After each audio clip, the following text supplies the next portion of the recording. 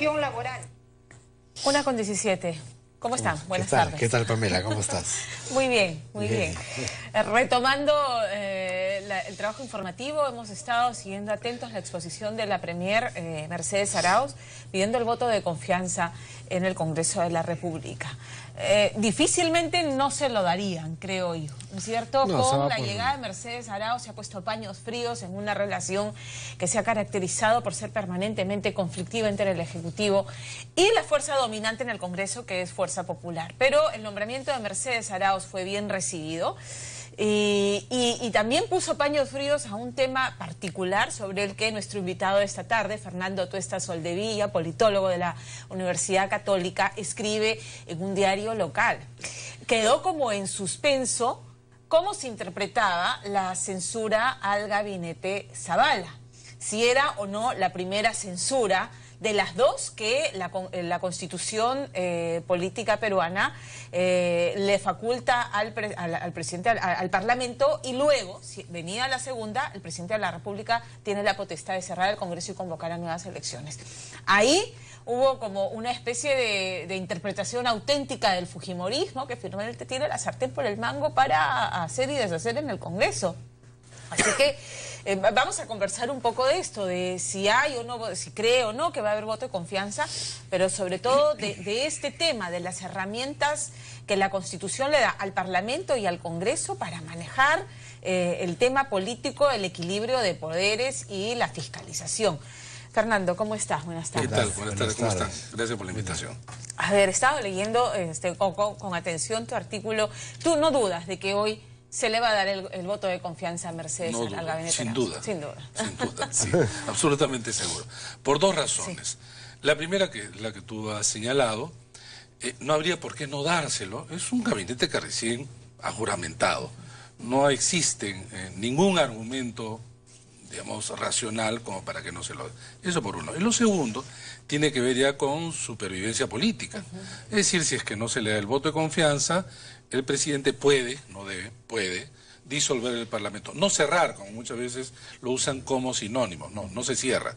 Se disuelve, que ese es el término además, se convoca elecciones parlamentarias para que cumpla el mandato hasta el 2021. En tanto, ese proceso, la Comisión Permanente, que es parte del Legislativo, funciona.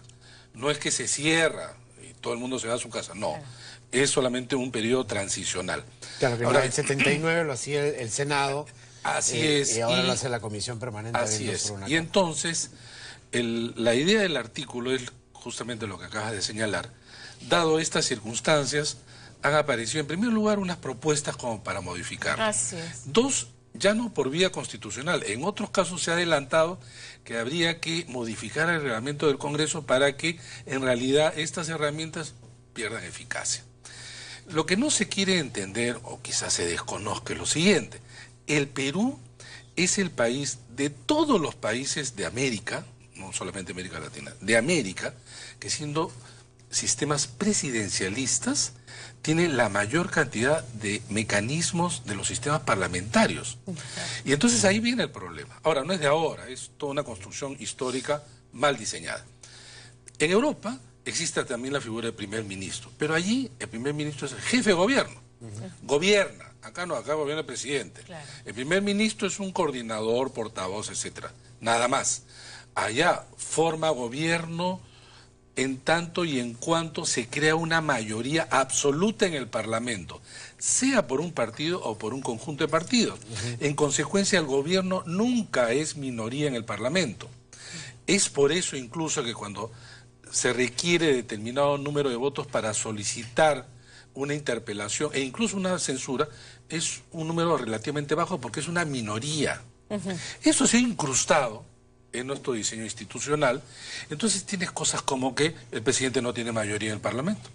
No solamente eso, porque esa puede ser una circunstancia debido a que hay dos tipos de voto, parlamentario y presidencial, lo que no ocurre allá, sino que les das estas herramientas que consisten de parte del legislativo, como control político, el voto de censura, ¿no es cierto?, al gabinete, y no otorgarle el voto de investidura. En ambos casos hay un corte, es decir, no pueden seguir, claro. No pueden seguir. Entonces, el diseño, cualquier diseño dice, bueno, ¿cuál es el contrapeso? Porque si no hay contrapeso, hay desequilibrio. Claro. El presidente de la República lo que tiene es, puede solicitar entonces el voto de confianza en cualquier momento. Y dos, si es que no le dan, repitiendo, voto de confianza y censura, puede disolver el Parlamento. Si no fuera así, repito, lo que había es un avasallamiento. ¿Qué hemos tenido en la historia del Perú bajo estos mecanismos? Hemos tenido que cuando han habido mayorías absolutas contrarias al gobierno, se ha terminado un golpe de Estado. Entonces, hay que leer un poco la historia. Claro. Y entonces tú dices, fueron coaliciones contra el gobierno, ingobernabilidad, golpe de Estado en el 48, golpe de Estado en el 68, golpe de Estado en el 92. En el 92. Claro, esta vez encabezado por el presidente, pero finalmente golpe de Estado, ¿no? Tenían mayorías absolutas y siempre hay el argumento, la posibilidad de decir tal ministro tiene tal o cual cosa y siempre es pasible de interpelarlo o luego censurarlo. Esto es lo que ha estado ocurriendo hasta ahora. Tener 73 votos, quedándote una mayoría absoluta, primera vez en la historia de la República, que un solo partido tiene mayoría absoluta. Entonces la responsabilidad es alta, pero también la irresponsabilidad lo puede ser. Claro. Y en consecuencia, si tú tienes un arma poderosa que es el poder de tus votos, lo que normalmente ocurre es ejercer esa fuerza y ese poder. ¿Qué es lo que está ocurriendo? Ahora, en ese ejercicio de poder, entonces hay corresponsabilidad en lo que está ocurriendo. Fuerza Popular no puede lavarse las manos y decir, ellos son gobierno, no pueden pretender atribuirnos a nosotros sus errores. Es cierto, pero son un factor contribuyente a esta situación de incertidumbre que hemos vivido. Claro. Mucho. Y solamente para señalar dos aspectos. Se elige en nuestro sistema a un presidente para que gobierne, en primer lugar. Entonces tiene que tener todas las condiciones para que gobierne, para que lo que no se ha dicho que va a hacer, se pueda por lo menos realizar. ¿No es cierto? Entonces esto no ha sucedido porque el Congreso, con esa mayoría, los tiene en mucho, yendo a cada rato, interpelar. No digo que sea ilegal, digo que ha habido un uso de alguna manera sí abusivo de estas herramientas que le confiere. Pero es más, hemos terminado 1 año y 4 meses con 4 ministros fuera del gabinete. Es decir, yo quiero gobernar con mi equipo y resulta que he tenido que cambiar, para empezar, 2 ministros de Educación, que ha sido la política pública más afectada. En cualquier momento, en cualquier otro país o en cualquier otro gobierno, si tú tienes ya un tercer ministro de de Educación, en 16 meses quiere decir que ese sector pues es lo peor, un caos terrible. Y no es cierto. Sí encuentro sustento del uso abusivo del poder que tiene Fuerza Popular. Sin embargo, en el caso de Vizcarra y del ministro de Economía, en el tema del manejo de los contratos que han sido tan cuestionados, el tema sobre todo con Truguasi, ahí sí equivocación del gobierno. Sin duda. Las cosas. No, sin duda. Ahora viene la otra parte, que es la parte del gobierno que pudo haber tenido una legitimidad, independientemente de las relaciones con el legislativo, se hacía su tarea y su relación con sus votantes. Y esa conexión que el gobierno y el presidente en particular han desaprovechado a lo largo de estos meses. Para empezar, acá alguna vez lo hemos discutido, en otros, la forma en que como el presidente administra mal su imagen. Esto último, en relación de que la comisión, etcétera, es un circo, incluso así lo sea, tú eres el presidente de la República. No puedes decir primer ministro que se presenta en el Congreso. Claro, le está haciendo el juego a la oposición y poniendo en una situación incómoda a su ministro que va a ir a ese escenario justamente, ¿no es cierto? ¿Y crees que esto se deba a que, por lo menos en la primera porción del gobierno, en este primer año, no se entendió cuáles eran las relaciones de fuerza y hasta dónde se podía llegar en el manejo de oposición fuerte en el Congreso y ejecutivo? ¿No se llegó a una clave en esa relación? Y yo creo que las interpretaciones sobre el resultado fueron equivocadas en cada uno de ellos. El presidente de la República creo que pensó que la oposición, hablando de alguna manera, actuando, iba a tener una tarea de control, pero no tanto iba a manejar. En cambio, en la mayoría del Congreso, En Fuerza Popular en particular, la lectura es, hasta el día de hoy, me robaron la elección. Sí, claro. Me robaron la elección hasta el día de hoy. No reconocen muchas de sus principales figuras. 2, vamos a imponer nuestro plan de gobierno, dijo Keiko, a través del Parlamento, ¿no? Entonces hay una actitud, y que ha sido obviamente asumida por el resto de la bancada, que está delante casi de un gobierno ilegítimo. Porque si yo no reconozco el triunfo, esta persona, que ahora está en el sillón de Pizarro, es ilegítimo. Y actúa en consecuencia, porque hasta el día de hoy no ha habido un reconocimiento tácito.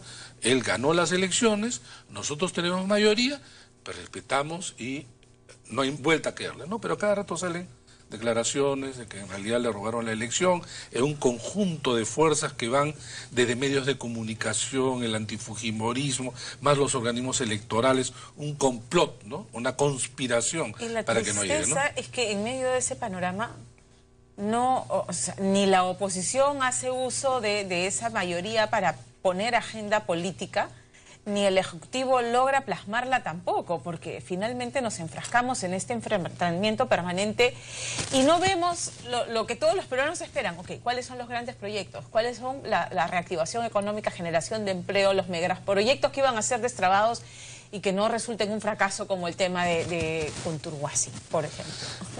El mismo presidente, repito, habiendo logrado un nivel de aprobación ciudadana ya en agosto por encima del 60%, lo ha desperdiciado de manera impresionante, ¿no?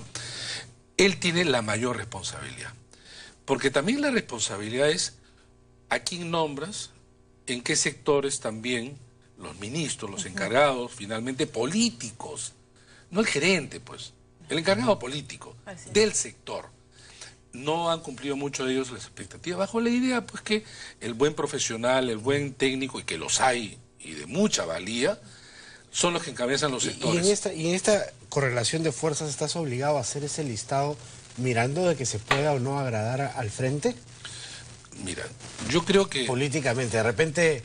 desde la objetividad dirías no, el que gobierna soy yo y ellos lo tienen que aceptar, pero políticamente claro, tiene que haber algún tipo de acuerdo, de enamoramiento hacia el frente. Si no acuerdo, por lo menos, por ejemplo, del primer gabinete, yo creo que ustedes podrían también compartir lo siguiente: más de la mitad de ese gabinete hubiera podido estar en el gabinete de Keiko Fujimori.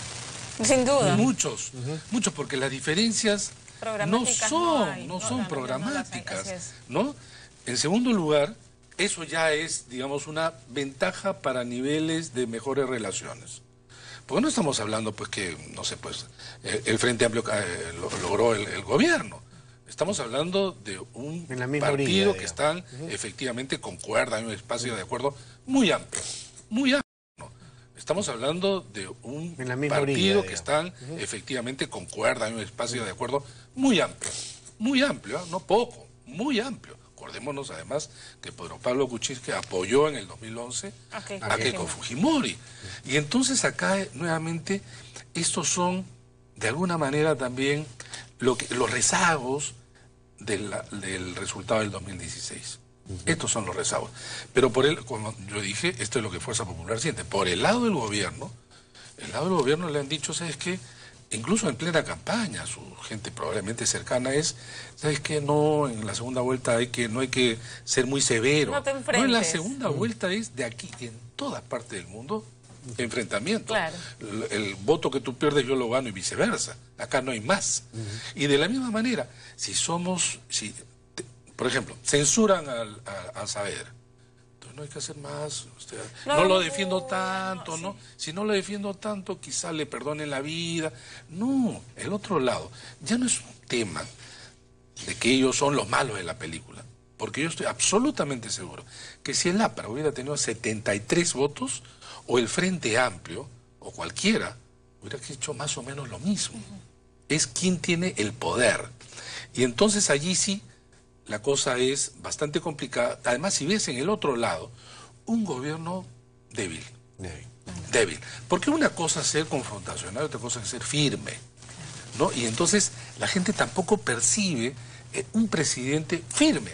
No, Si no dice siempre ha una sido cosa... un presidente desconectado. Desconectado, dubitativo, contradictorio en sus propias declaraciones, dice una cosa, se desdice. Lo del indulto ha sido manejado pues de manera pésima, ¿no? O sea, y sigue siendo manejado de esa manera. El presidente de la Comisión de Indultos recientemente nombrado no tiene ni idea, y lo ha dicho, no sé para qué me han elegido. No, disculpen el término pobre señor, en el sentido de que como están casi, cualquiera diría está siendo utilizado, hasta el mismo, ¿no? Entonces una persona que nada tiene que ver ni de lejos con los temas que va a tratar, una persona cuyo parece único vínculo es de ser de Sullana, como es el ministro de Justicia, que se conocen, pero digamos, ¿cuál es el perfil? Pues tiene que haber un perfil. Claro, hemos hablado de un representante político. No se conoce. No se conoce. No, y de lo que sabemos no tiene nada. Cualquier perfil mínimamente imaginable para un puesto de esta naturaleza. Pero además se ha sacado la ministra que se oponía al indulto. Eso está efectivamente dentro de la prerrogativa del presidente. Pero el presidente entonces tiene que decirnos a los peruanos cómo es que antes dijo una cosa y ahora dice otra. Porque los políticos pueden cambiar. Tienen el derecho de cambiar como todos. El tema es que tienes que dar explicaciones. Explicar de por qué. Y la capacidad persuasiva del presidente es no solamente baja, sino comienza a perder credibilidad. Así ya diga la verdad, que esté certero, va perdiendo mucho espacio en estos niveles. Y eso compromete al gobierno, las relaciones, el clima político, y la verdad que a todos nos conviene que al gobierno le vaya bien, porque eso implica nuestras propias vidas. Hoy García Belaúnde en su locución decía, le vamos a dar, de parte de Acción Popular, le vamos a dar el voto de confianza, pero vamos a medir resultados inmediatamente. ¿Cómo se miden esos plazos y cómo imaginas la relación de aquí en adelante para el gabinete Arauz con el Congreso? Yo creo sinceramente que este voto de confianza va a tener, se va a prolongar en términos de relaciones no tensas hasta diciembre, que está acá nada más. Si es hasta diciembre, y es el verano. Porque el Parlamento se va de vacaciones, hasta marzo. Entonces tienes entre 5 o 6 meses. En ese periodo, la pelota está en la cancha del gobierno. El gobierno tiene que en ese, digamos, tiempo meter goles. Y eso quiere decir resultados. Resultados. No podrá decir el Parlamento no me apoya. No, además tiene una coyuntura que le es favorable, como decían algunos. Estamos en tema del fútbol, que gracias a Dios a la selección le está yendo bien, hay buen espíritu en la calle. Está luego en verano que viene el Papa. Entonces hay como eventos extrapolíticos que nos van a tener distraídos. Bueno, entonces ya tiene esas condiciones. Así es. Entonces tiene esas condiciones, las tiene que aprovechar. No creo que exista este alineamiento de los astros de acá en adelante. Son circunstancias que él tiene que aprovechar. ¿Cómo las aprovechó? Y yo creo que bien, por lo menos, en el tema del fenómeno del niño y una sola fuerza. Así es. Entonces, ya, pero ¿y luego? Porque una cosa es, ya, la gente te apoya, pero ¿luego qué? Y ahí es donde vino nuevamente muchos disparos al pie de parte del presidente, ¿no? Entonces, acá hay un serio problema. Por un lado, entonces, un presidente de las características que hemos señalado, y por otro lado, un parlamento cuya mayoría actúa, pues, de la forma con sangre en el ojo, y a eso se le suma, lamentablemente, y eso ya es difícil de superar, la calidad de muchos congresistas, ¿no? Y esto vemos a cada rato, sobre todo en las comisiones. Por eso es que cuando el presidente habla de circo, es que efectivamente ha habido circo. Claro. Ha habido circo en muchos, no digo en todos, no son todos los congresistas, pero sabemos cómo es esto en la política moderna, ¿no? Vale decir, un congresista dice pues cosas como la de ayer. La presidenta de la comisión. Y eso afecta al sector en donde está ocupado, la imagen del Congreso, de su propia bancada. Y entonces no estamos acostumbrados, como en otros países, a que ahí donde el partido toma soluciones y resuelve las cosas rápidas. Entonces, ¿saben qué? Le llaman a la congresista, le dicen, ¿sabes qué? Te has equivocado, esto nos daña, te vamos a cambiar. Y entonces ella dice, ¿sabes qué? Asumo una responsabilidad y... bueno, ponen a otra. Se acabó, se terminó digamos, de alguna manera el problema. De alguna manera, digo, porque este es un problema que lamentablemente sobre el tema de la mujer y la violencia contra la mujer, que ha sido copado, o en todo caso tiene una expresión en una mayoría en el Parlamento muy conservador, y que ha permitido que estos discursos sean más o menos frecuentes, de diverso tono, pero en la misma dirección, y que ha llevado, sobre todo al sector educación, ser la línea de mira de muchos de ellos, y en consecuencia, ahí tenemos afuera Martens, porque luego de la censura de ellos uno leía, ¿no?, en redes sociales cómo se expresaban los sectores más conservadores, católicos como evangélicos. Claro. Mira, pues ahí está, en el fondo, porque además están ellos adentro, no que están desde afuera, no que están presionando, están adentro. A eso se le suma, por supuesto, temas de intereses económicos, sobre todo el tema de las universidades, ¿no? Haciendo el tema de la educación, que había mostrado algunos avances, no solo de este gobierno, digo de ya gobiernos anteriores, incluso de la en adelante, pero para frenarlos y realmente traer abajo una reforma, o por lo menos a portas, creo yo, traer abajo una reforma que ha sido no solamente importante, sino tremendamente necesaria en el país, tremendamente necesaria. Yo vengo de una universidad, por suerte, una buena universidad, pero de un puñado de pocas universidades buenas, de 145. Y uno viaja por el interior del país, aunque incluso así no se viaje, percibir claramente cómo el sistema educativo superior en el Perú es tan pobre, ¿no? Entonces ya ni hablar, claro, se ha hecho muchos esfuerzos en la educación escolar, pero en este lado los intereses económicos han frenado y han hecho que de verdad tengamos cosas lamentables, ¿no? Lamentables. Fernando, muchísimas gracias por acompañarnos esta tarde. Gracias. Son las 1:38. Vamos a retomar el tema futbolístico. Nuestro seleccionado